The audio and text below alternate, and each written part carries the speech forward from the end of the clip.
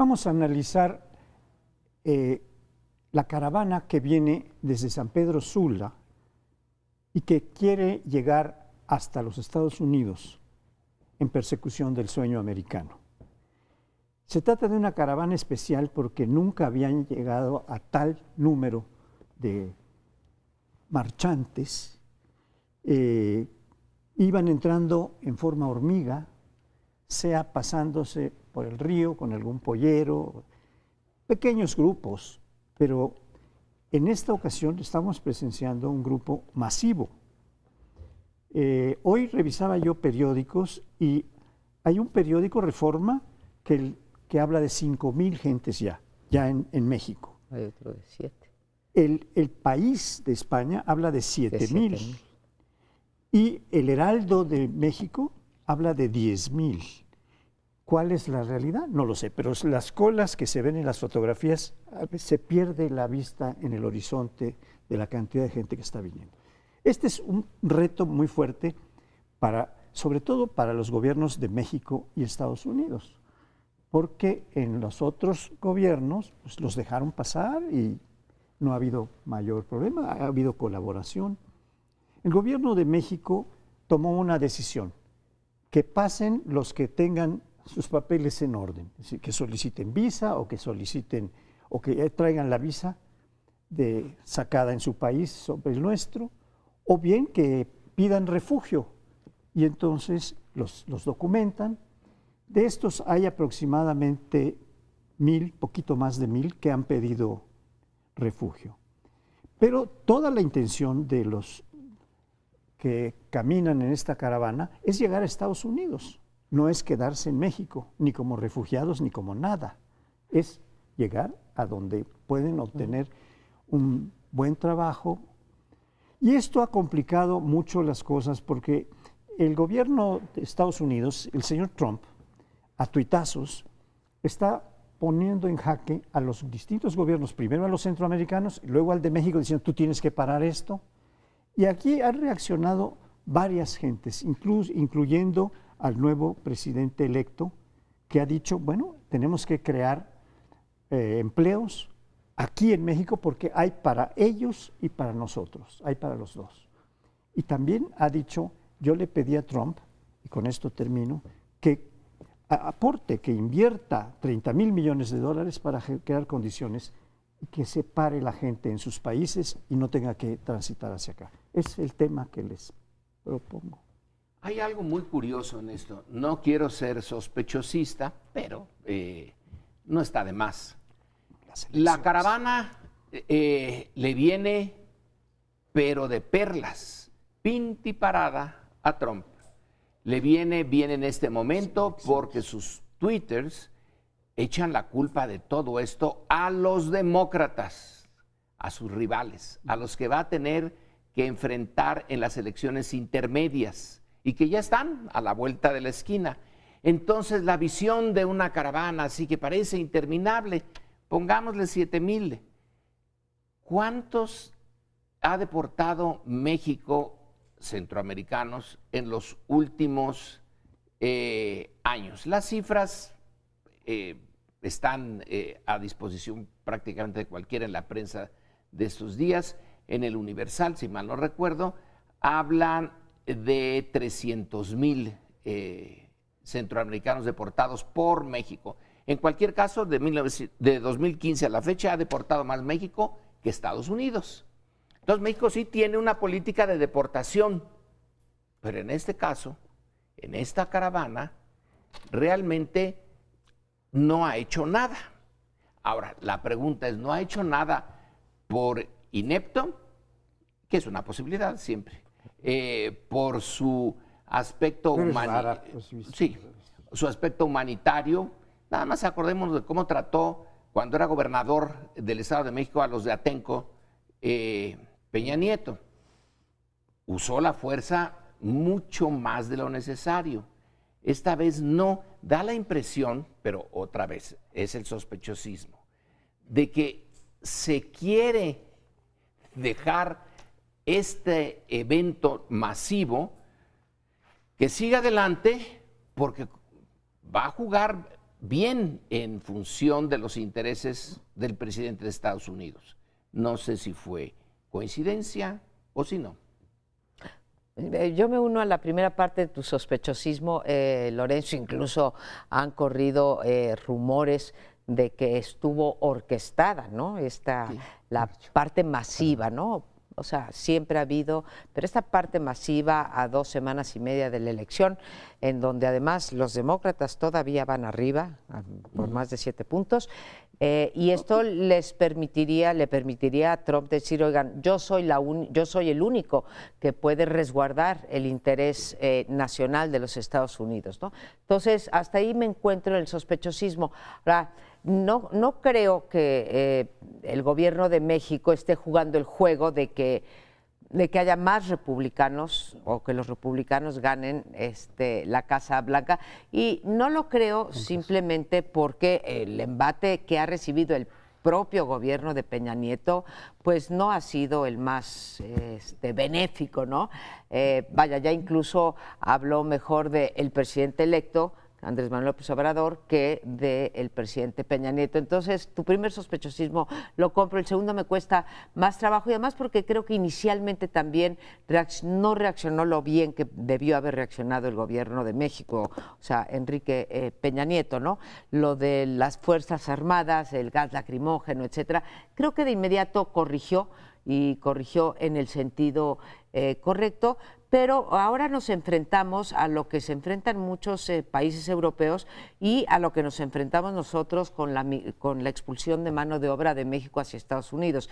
Éramos pues muy gallitos para estar diciendo respeten derechos humanos, no cierren la frontera, no hagan nada, y de repente cuando se te vienen, ya no la cantidad que van de México a Estados Unidos, estos 7,000 de los que hablamos en promedio, pues ya cuando te toca a ti no. Yo creo que ahí el ejemplo a seguir en términos de otra comunidad que enfrentó el problema migratorio, que fue en la Unión Europea, en particular Alemania, fíjense, un gobierno de centro derecha fue el que mejor reaccionó en términos de permitir la migración, de aceptar la migración, mucho más que países como Italia, países como España, países como la Gran Bretaña, ¿no? Con su larga data democrática. Creo que México enfrenta 2 problemas. Uno es coyuntural, ¿qué hacemos con esta migración que viene y que es imparable? Y que yo no estoy segura que todos se vayan por el sueño americano. No. Los que puedan quedarse se van a quedar aquí,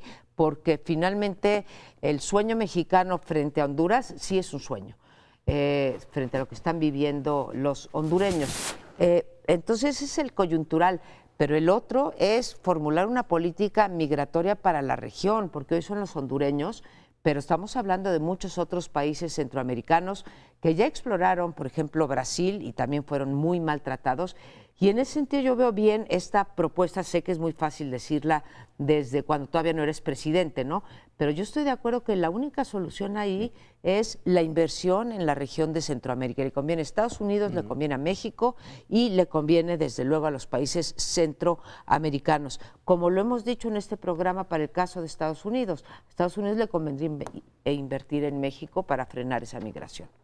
Sí, yo estoy de acuerdo en que la caravana le viene muy bien políticamente, electoralmente a Trump por el momento. Son semanas apenas antes de la elección. Yo no sé si ahí eso ha dado lugar a esas sospechas de decir, oye, pues justamente le pusieron ahí esta marcha muy adecuada para Trump, a lo mejor allí hay algún arreglo, no lo sé. Sí que le vaya a beneficiar, aunque no estoy seguro tampoco que le puede beneficiar más a Trump en su campaña respecto de las reacciones de los distintos gobiernos. A lo mejor Trump sí está molesto con lo que está sucediendo, más allá de que la caravana como tal le beneficie políticamente, porque se enojó con los gobiernos de Honduras y Guatemala e incluso los amenazó de restringirles ayuda, de restringirles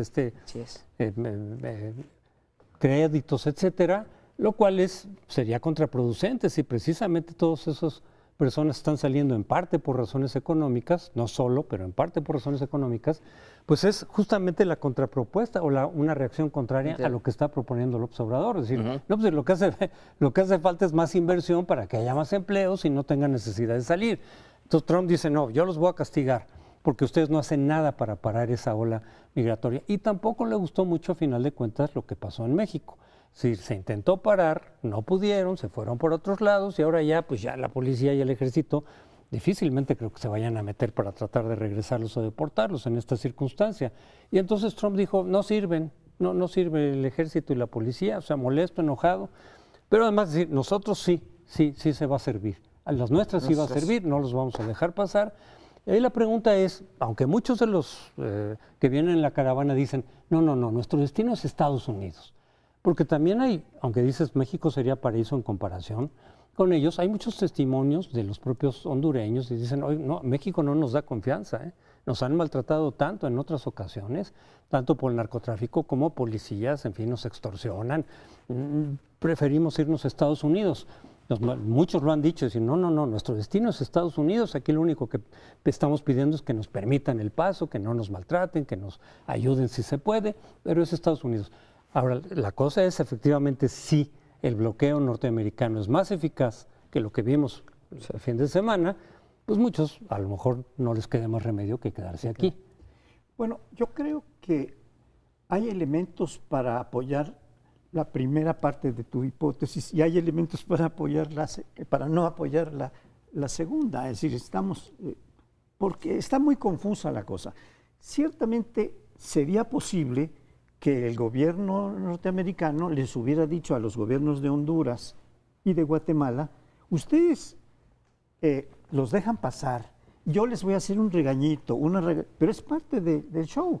Yo les voy a decir que les voy a restringir sus aportaciones que hace Estados Unidos para ellos, pero ustedes déjenlos pasar, porque fue una cosa así de fiesta. Los guatemaltecos los recibieron con pan y mucha fiesta y les entregaron muchos. Fue un acto solidario, humanitario, en fin. En México empezaron con problemas, pero también allí podía haberse una parte de show, porque mandaron lacrimógenos y luego entraron miles. Por el río atravesaron alrededor de 5 o 6 mil. Por el río. Claro, a los primeros 400 que dejan pasar, sí los someten a este proceso que Peña Nieto había indicado. Otra cuestión que yo quisiera señalar es que efectivamente viene la campaña presidencial, la campaña para cambiar el Congreso. Nada más una parte de los senadores y el total de los representantes. Pero allí, pues, extraña mucho que Trump diga, voy a mandar a la Guardia Fronteriza y al Ejército, porque esto es una amenaza para el pueblo de los Estados Unidos. ¿Eso declaró? Sí, pero me parece... También podría ser parte del show, pero ya sería demasiado fingimiento por cada uno de los políticos. Yo creo que sí es parte del show, desde luego, y hasta se me hace pequeño esto. Por cierto, cuando dices, lo recibieron bien en Guatemala, lo recibieron bien en México. Sí. No, la población les dio comida, agua, no mostró hostilidad, aunque en las redes sociales sí se muestra hostilidad y hay quien señala, un caricaturista de Milenio dice, es el Trump que tenemos adentro. Sí hay una hostilidad de una parte de México hacia ellos en las mismas condiciones de razonamiento que en los Estados Unidos. Así que aquí está dividido. Yo diría que tenemos que recibirlos. 7,000 son muchos en conjunto. Se disuelven en un país de 125 millones de habitantes, no es gran cosa. A mí me gustaría ver, aparte tienes razón, se disuelven en un país de 120 millones de habitantes, sí me gustaría ver a México, a este o al próximo gobierno, o a los dos juntos ahorita, ejerciendo un liderazgo internacional en términos de una solución regional a este problema. Es una oportunidad para México, ojalá y la tome López Obrador, y porque digamos ya este gobierno pues ya va de salida, ¿no? Pero podría echar también su empujoncito. Creo que falta esa dimensión internacional. Yo creo que para el lunes que viene todavía seguirá el problema y lo vamos a tener que seguir tocando. Nos vamos a otro bloque, espérenos un momento. Y en unos días más va a dar inicio a la consulta sobre el aeropuerto. Y digo va a dar inicio porque van a ser varios días, no va a ser en un solo día, como ocurre normalmente en las elecciones constitucionales. Ahí hay mucho debate también sobre qué significa, es necesaria o no la consulta, para qué le sirve a López Obrador, va a ser genuina o es un estratagema para lavarse las manos en un asunto que cualquiera que sea la opción, a final de cuentas que se quede, pues puede generar un compromiso o un costo político para López Obrador, y muchos dicen, pues la consulta es a final de cuentas para derivar ese costo al pueblo que decida, a final de cuentas cuál de las dos opciones, Texcoco o Santa Lucía. Pero hay, además de eso, dentro o parte de la controversia es la consulta misma.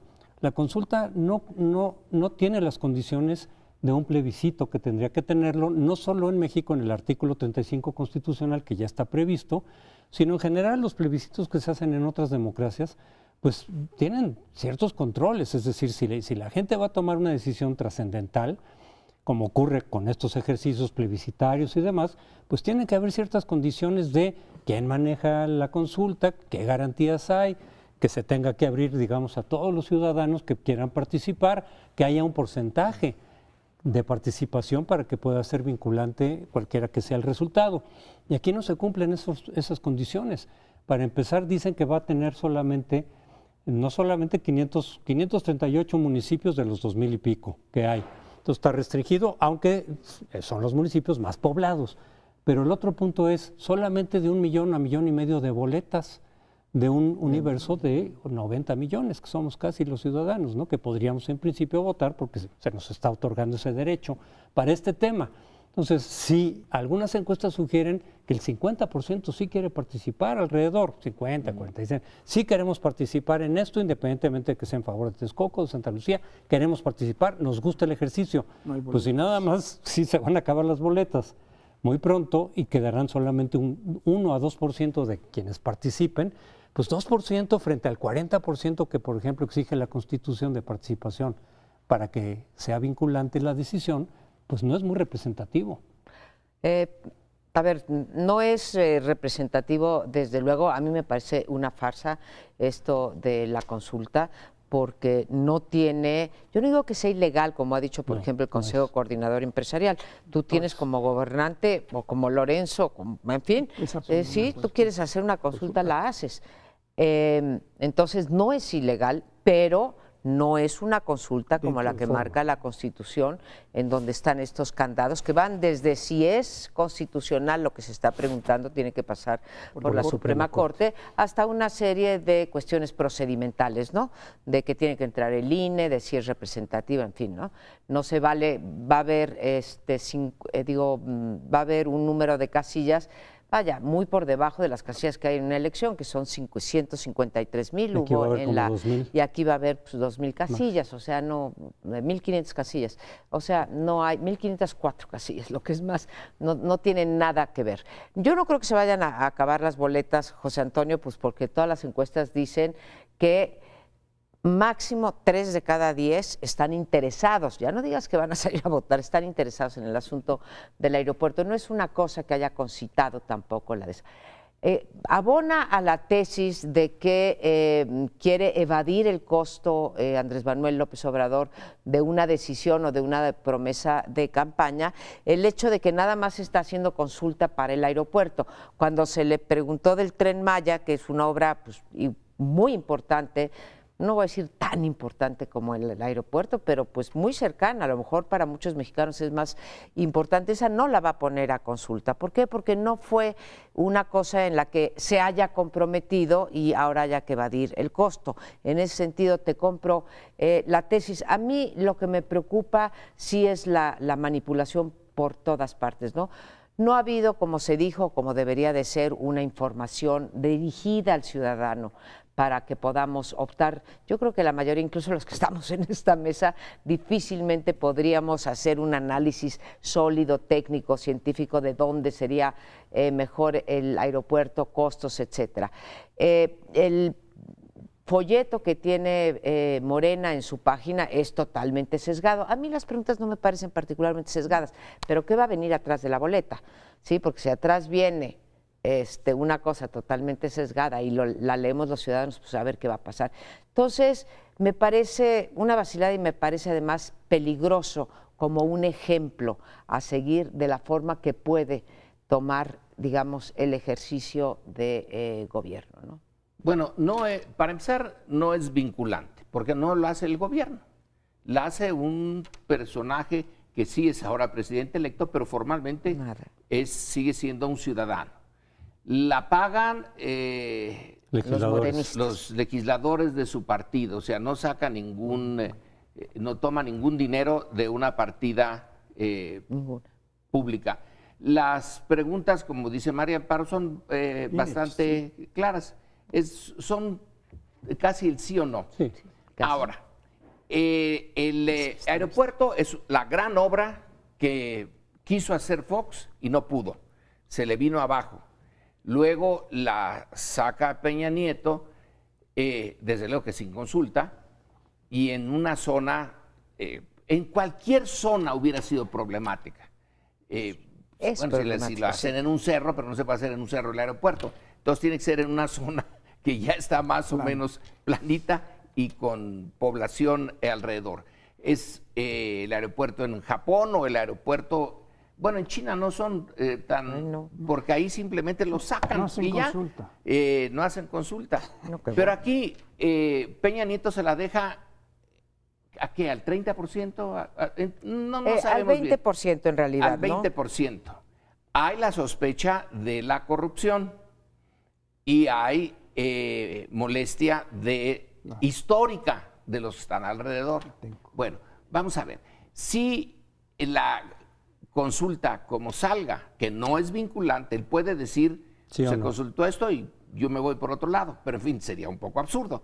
Entonces, si la consulta sale con que este es Coco, bueno, pues entonces así se quita un problema. La decidió Peña Nieto, la bala Slim, porque es Slim en realidad el que la ese figura es el pueblo. que está ahí detrás. Lorenzo. Pues es el que está metido ahí. el que se le puso al brinco cuando dijo lo de que no iba a seguir el aeropuerto. Su yerno es el que hace el diseño, etcétera, ya más clarito. Entonces, la respuesta es, bueno, pues así lo quisieron, que lo haga y que lo pague él. Y así yo me quito ya de problemas. Si sale bien, que bien, y si sale mal, no fue mío. Ahora, si le sale Santa Lucía, que es lo que él nos da a entender, allí sí que va a estar buena la cosa, porque sí se invirtió como el 20%. No se ha invertido el grueso, pero tiene que empezar de cero la cosa, y a ese sí va a ser suyo. Pero entonces dirá, ese es mi proyecto. Qué desgracia. Yo creo que también en cualquiera de los dos casos, si lo sabe manejar, puede salirle bien. Bueno, yo pensando en las objeciones que se han puesto de que esta consulta estaría fuera del marco legal, yo creo que ya María Amparo explicó que esto no es necesario, no es ilegal, aunque algunos sí lo dicen, ¿no? El Consejo Coordinador Empresarial, lo cual me pareció bastante agresivo, desde antes decir, no voy a reconocer los resultados. ¿Por qué? Tiene fundamentos metodológicos esta objeción. Es decir, no lo hagas, como dice el artículo 35, porque tendrías que esperar hasta las próximas elecciones. Eso es lo que dice la Constitución. Solo se puede hacer durante las elecciones, porque entonces, para que no tenga un costo adicional, se ponen las boletas electorales y se pone junto a la boleta del plebiscito que se está haciendo, ¿no? Pero en este caso tendrían que ponerse algunas de las bases que son los que dan confiabilidad. Es decir, si se dice, si participa un X% del electorado, pues que son los que pueden votar, pues ahí ya tendríamos una base de confiabilidad, pero no se dice. Y además se dice una serie de cosas que no llevan a un porcentaje del electorado, claro o muy bajo. Segunda cosa, no se dice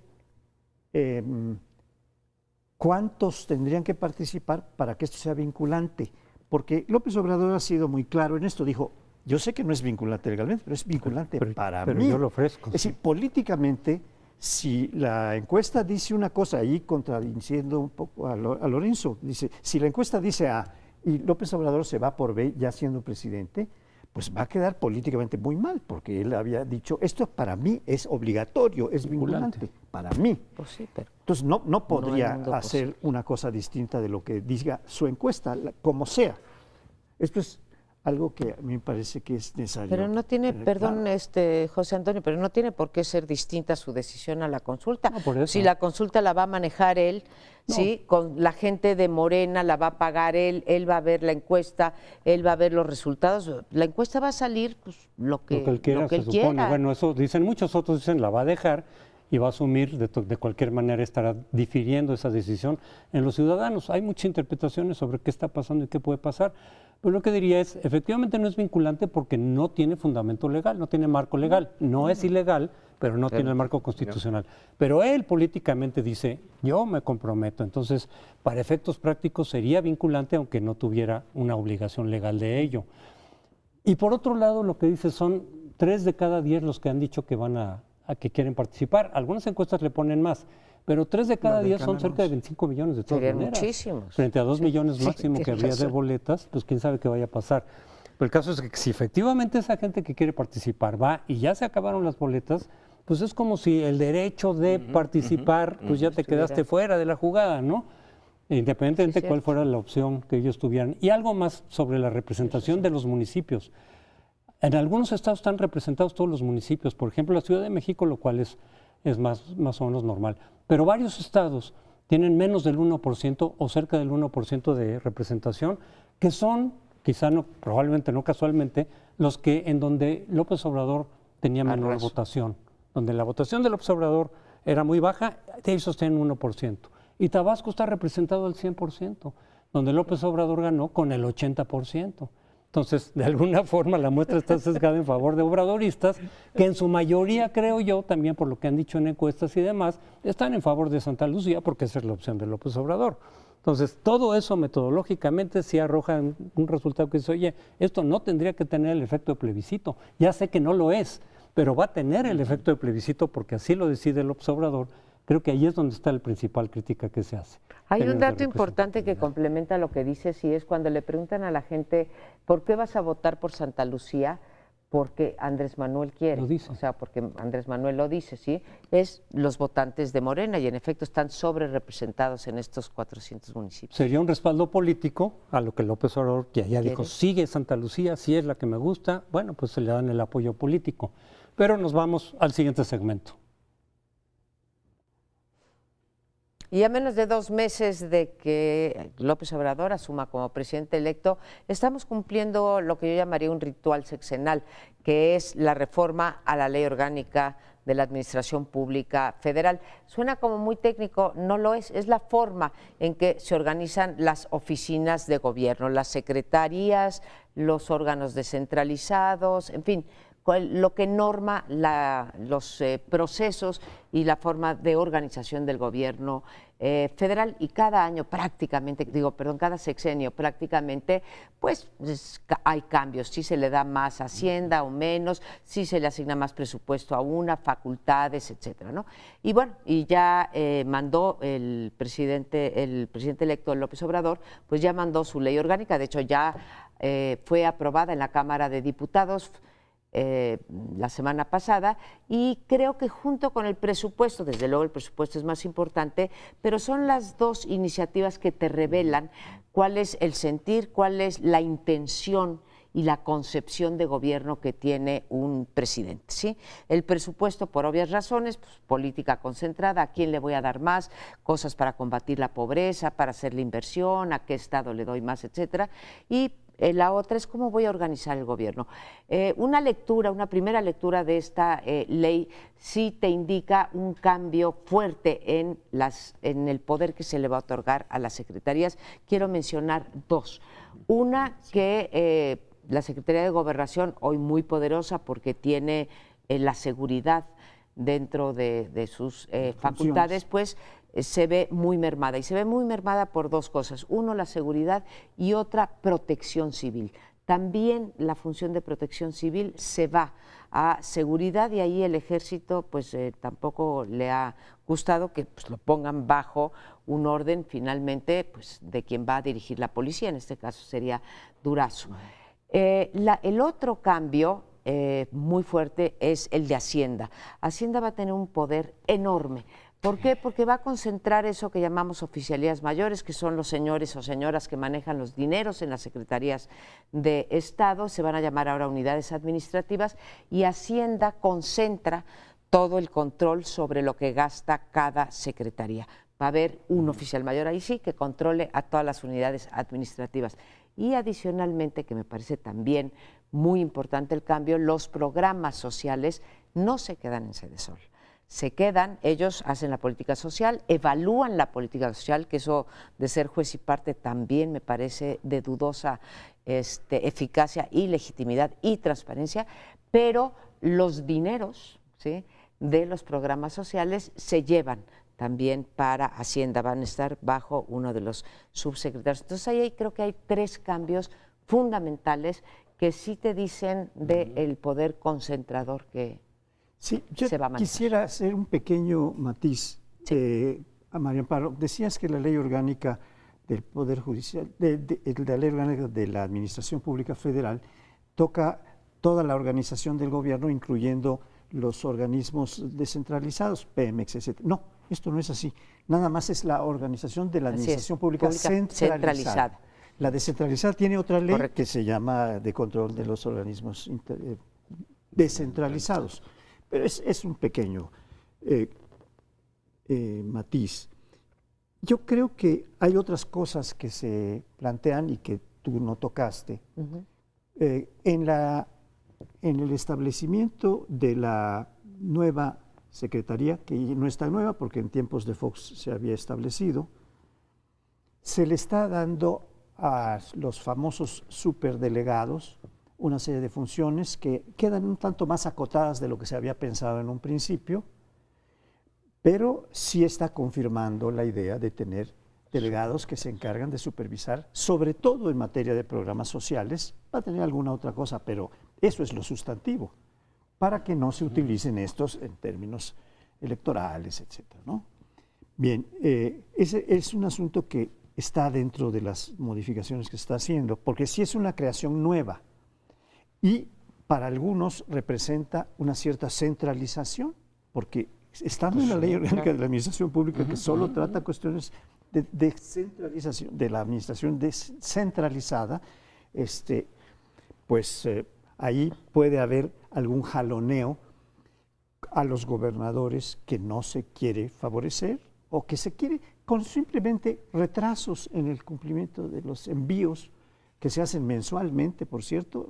La Federación va jineteando y va entregando a los estados y incluso a las empresas descentralizadas y eso, mensualmente lo que requieren. Así se hace, yo lo sé por la universidad, porque a la universidad le entregan un poquito antes de que empiece la universidad a pagar, pero antes lo maneja todo el gobierno federal, ¿no? Y este es un tema que sí se vincula con el presupuesto, pero que va a tener alguna dificultad en operarse. Ha estado tratando de corregirse esta idea de que los superdelegados van a ser unos ¿cómo les llamaban en el Imperio Romano? Procónsules, que van a poner en jaque a los gobernadores. Esto no, sale López Obrador, por ejemplo, en Tabasco, con el gobernador que fue electo y con el representante, y claro, ahí los dos son de Morena, ¿no? Bueno. Pero diciendo, miren, aquí vamos a tener una buena coordinación con los gobiernos de los estados, no es una cosa de ponerles o de hacerles una mala jugada. Bueno, pero en parte esto se explica por la corrupción que hubo en este sexenio. Hay que ver a los oficiales mayores y la manera como los gobernadores se despacharon con la cuchara grande. Es una respuesta a la enormidad de la corrupción y de la participación de la Secretaría de Hacienda en este asunto. Sí, la Secretaría de Hacienda va a ser ahora muy fuerte y los personajes que están allí muy ligados a Andrés Manuel. Así que la centralización viene. Otra cosa, María Amparo, que no sé si está en la ley o no, pero que le preocupa mucho es el recorte. Si la administración federal va a ser reorganizada, pero también va a ser recortada. Y se dice, ahora hay una buena cantidad de los comentaristas que dicen se van a perder gentes experimentadísimas que se van a salir porque no aceptan esos sueldos tan bajos. Bueno, algunos porque no lo aceptan, otros porque realmente les van a recortar, y eso también va a darle un carácter distinto a todo el conjunto administrativo de la burocracia federal. Es otra ley, ¿eh? Es la ley de los salarios máximos. Sí, pero juntas, sí, las juntas, dos cosas. Claro, sí. Y el presupuesto nos falta. Este es el organigrama, ¿no? Sobre los delegados estatales, yo creo que está bien que les pongan freno a los gobernadores, desde luego. Es decir, fue tal el abuso, les dejaron tanta libertad sin contrapesos, que ese es el problema. Es decir, en las democracias federales, en cada estado tienes tus propios contrapesos internos y eventualmente puede haber un contrapeso en el poder nacional o federal, el gobierno nacional. Aquí los dejaron, les dieron dinero sin contrapesos, sin transparencia, y ya vimos lo que hicieron. Es decir, se despacharon con la cuchara grande sin ningún tipo de control, y por eso se hablaba de feudales, señores feudales, hacen lo que quieren en su feudo sin rendirle cuentas más que a Dios si acaso, como decían los antiguos reyes. Entonces, en ese sentido, creo que mucha gente está valorando bien el que se les ponga un freno, un control, para que no hagan lo que les venga en gana. El problema sigue siendo, o la discusión es el uso político electoral que se les pudiera dar a esas figuras. Si se pudiera hacer, se les pudiera dar un carácter estrictamente administrativo y desde luego un contrapeso a el abuso de los gobernadores, creo que estaría muy bien, y lo está de hecho en esa parte. Pero si se aprovecha el manejo de los recursos, de los programas, que son muchísimos los recursos federales, dicen para crear estructura electoral como lo hacía el PRI, porque además pueden ser figuras que son militantes de Morena y que son del Estado, son nacidos en el Estado, por lo tanto pueden hacer carrera o ya han estado haciendo carrera política, y entonces esos recursos les viene perfecto para hacer una especie de campaña anticipada. Ese es ahí creo que el problema donde se podría hacer un ajuste para quitarle ese carácter a esas figuras electoral o político electoral o partidista electoral incluso, y dejarlos como una figura administrativa que controle a los gobernadores, y en eso yo creo que todo el mundo vamos a estar de acuerdo. Hay otro cambio que es muy importante, que cancelan todas las oficialías mayores. ¿Se lo dije? Lo dijiste, sí, pero yo quisiera remarcarlo porque se van a constituir en áreas, de unidades administrativas. Que eso implica un recorte en términos económicos. No siempre, a veces hay unidades administrativas, había desde hace mucho tiempo, que ganaban igual o más que los oficiales mayores. Pero en términos generales sí, las unidades tienen un rango menor de ingresos.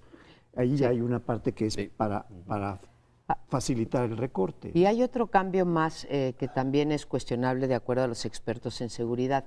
La inteligencia de este país se va a la Secretaría de Seguridad, ahora no se va a llamar Seguridad Pública, Seguridad y Bienestar. No sé qué, Bienestar Ciudadano, ¿no? No, esa es la Secretaría de Bienestar, bueno, Seguridad y no sé qué ciudadano, ¿no? Y se va la inteligencia. El aparato de inteligencia. De acuerdo. Muy buen punto. Oigan, y me corrijo porque creo que cometí un error. No, la que pasó ya fue la ley de los salarios mínimos, la ley de los salarios máximos. Orgánica, ¿no? La ley orgánica todavía no, entonces hago una corrección frente al público. Esa es la que ya pasó. La ley de la administración está ahí puesta. Ahora, Hacienda es va a ser más poderosa, pero siempre ha sido realmente, desde que hay democracia electoral en este país, se volvió mucho más importante que gobernación, porque es la que da y quita, como tú decías, ¿no? Retiene las administraciones 15 días y ya le partió toda la posibilidad de operar, el eje, le partió a los estados, ¿no? Pero entonces hay cosas muy interesantes, hay que seguirlo de cerca y sobre todo cómo se aterriza. Vamos a un bloque, al último bloque, espérenos unos momentos.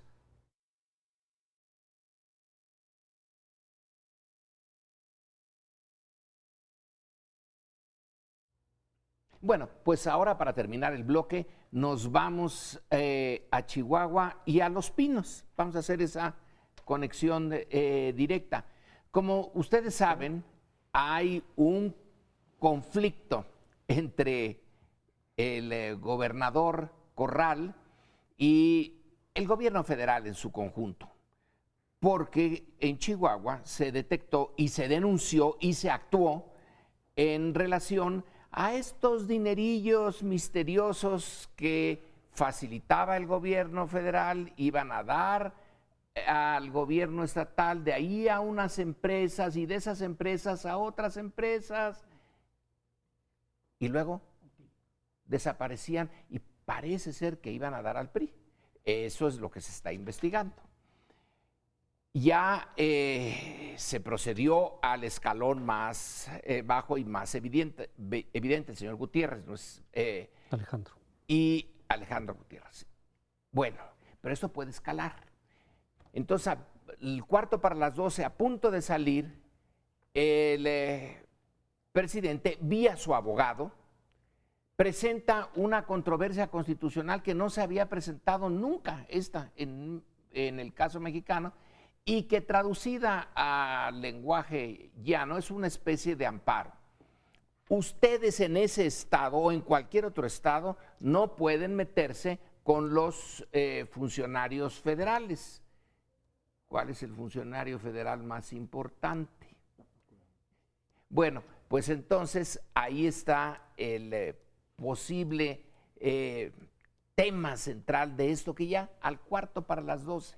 La Suprema Corte va a aceptar que entre este problema, lo va a asumir y lo va a dirimir, lo va a rechazar, que sería una posibilidad de decir, miren, yo ya no me meto en esto y esto se acabó, ya se verá cómo se resuelve.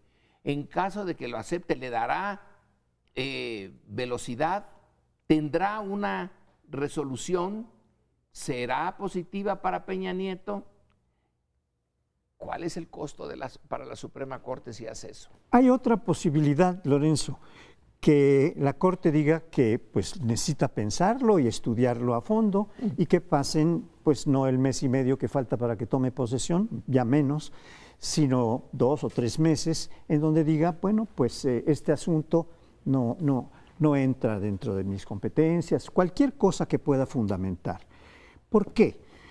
Porque la controversia constitucional consiste en dar a cada uno la bendición, la Corte, de lo que le toca y decirle, estas otras cosas no te tocan a ti. Es decir, es un problema de competencias el que está planteando. Aquí va a haber una discusión muy fuerte en donde se va a introducir la cuestión del federalismo, porque va a decir, ya lo ha dicho varias veces Corral y su fiscal, que este es un asunto que originalmente pega en Chihuahua y que ellos han encontrado las pruebas y que es Chihuahua la que tiene que proceder. Y de hecho el mayor número de denuncias, como 14 o 15, son del gobierno de Chihuahua. Segunda cosa, hay un asunto que se refiere a la que hoy sale publicado en los periódicos y que se refiere a que no solo fue en Chihuahua, sino también en Durango. El gobernador actual de Durango, panista, expriista, por cierto, muy recientemente, pero como estos brincos se dan muy comúnmente, dice, voy a apoyar a Chihuahua porque aquí en Durango también se hizo con las mismas empresas con las que Chihuahua ha demostrado. Entonces ya no va a ser un solo estado. Dice, además hay otros 4 o 5, no recuerdo, entre ellos está Veracruz, en la que también se hizo la misma triangulación con las mismas empresas. Esto puede llevar a que la Corte diga, espéreme, aquí no es la federación contra un estado, es la federación contra todos estos estados en donde hay algunos indicios de que también se hizo triangulación. Entonces, el asunto no va a ser tan fácil para la Corte de resolver, así va a poder fundamentar la posposición de esto. Y después va a llegar a algún tipo de acuerdo político, porque eso es lo que normalmente sucede. Paoli, ¿con qué tranquilidad? ¿Con qué tranquilidad concluye? Bueno, digamos que a una resolución de la Corte que está muy encaminada a lograr, a poner el pavimento para que un acuerdo político pueda caminar. Muy bien. Yo quisiera decir 2 cosas. En ninguna circunstancia, aunque estuviera empezando el gobierno de Peña Nieto o el de López Obrador, se decidiría esto en menos de mes y medio. O sea, así no es la Suprema Corte de Justicia. Creo que tiene poco que ver, o sea, sí tiene mucho que ver que la haya interpuesto ahorita la controversia Peña Nieto o el señor Micha, que es el consejero jurídico, sí, eso sí, es el pero vaya, presidente. una resolución de ese tipo siempre lleva mucho más de mes y medio, no la van a apurar ni la van a posponer por la transición. Segundo, lo que sacó el periódico Reforma ayer, de que esto es una red que ya está en Durango, pero que involucra a muchos más estados, o sea, se está hablando ya de una red de corrupción, ¿sí?, en donde pues, se presume que en efecto fue este desvío, gran desvío de recursos, fue para cuestiones electorales que todavía no está aprobado y dudo que vaya a aprobarse alguna vez, pues, porque también hago una conclusión como la de Paoli, está difícil. Ahora, el hecho de que haya más estados creo que no va a modificar el sentido de la resolución de la Corte, porque si decide para Chihuahua que en efecto no era su competencia y que tiene razón, pues tiene que decir lo mismo para Durango y para Veracruz y etcétera, ¿sí? Les va a dar esa especie de amparo a los funcionarios federales, que así es como estuvo planteado, más allá de que sea 1 o sean 7 estados, resolverá en el mismo sentido. Y la tercera cuestión, que es una cuestión de red de corrupción que debe de casearse, esa que no tiene que ver con la Suprema Corte de Justicia, esa es la que se tendrá que seguir persiguiendo y que ya le corresponderá, ya lo dijo incluso Andrés Manuel López Obrador, le dio las garantías al gobernador Corral, que él sí pediría, porque solicitaría la extradición del señor César Duarte, ¿no? El otro Duarte, pero que va a tener que intervenir López Obrador en esta cosa de corrupción, porque a mí la impresión que me ha dado con todas sus declaraciones López Obrador es que va a haber también una especie de amnistía en corrupción. Todos los días sale y dice hay que mirar para adelante, no hay que mirar para atrás, ¿verdad? Entonces, vamos a ver, yo ahí sí todavía pago por ver, no puedo prejuzgar, lo único que digo es que ya van varias señales en el sentido de para adelante y no para atrás, o de un acuerdo, como usted dice. Sí, pero no fue la postura de Javier Corral. Javier Corral no pactó con nadie y llegó y dijo yo sí voy a investigar la corrupción, y la ha investigado y está atrás de César Duarte, y luego surgió en las investigaciones en las que se metió esto del PRI, es decir, esta triangulación del PRI, y donde se enfocó fue en Alejandro Gutiérrez, que era el secretario general del PRI, pero muy cercano de Manlio Fabio Beltrones. Estamos hablando de la elección del 2016 y parece que ese dinero en principio se utilizó recibido de Hacienda para una cosa distinta en Chihuahua y ahí se distribuyó en varios estados, no solo para la elección de Chihuahua. Eran muchos los estados que tenían. Y desde el principio este caso ha generado una reacción, yo diría sobrereacción del gobierno federal. Es decir, desde que se capturó a Alejandro Gutiérrez y se empezó a ver decir, oye, pues este es un asunto no pequeño, empezó a venir así como realmente una preocupación del gobierno federal, porque efectivamente, como no se trata de algo estrictamente local, sino vinculación a través del PRI y Hacienda, entonces, pues sí, pues es que esto seguramente está llegando más arriba, quién sabe hasta dónde, pero sí puede involucrar a un secretario, por lo menos, del gabinete, desde luego al propio PRI, al propio Beltrones, que también ha estado reaccionando y actuando así durante varios meses como preocupado de lo que pudiera seguir de esa investigación. Es inferencia, pero si se dice el que nada debe, nada teme, bueno, pues yo no sé si deba algo Peña Nieto o otros miembros del gabinete, pero de que están temiendo, sí, por eso están tomando estas precauciones, digamos, justamente porque independientemente de que hubiera un acuerdo con López Obrador, a nivel de Peña Nieto o de algunos miembros de su gabinete, no es el caso con Corral, ahí claramente no. Entonces decir, no, pues aquí sí nos debemos de proteger, suponiendo, porque estas cosas solamente se pueden ir infiriendo, no se pueden demostrar, decir que a lo mejor este flanco con López Obrador yo ya lo cubrí, Peña Nieto, yo no sé los demás, pero con Corral no, y este asunto de Chihuahua puede llegar más arriba, entonces mejor busco protegerme.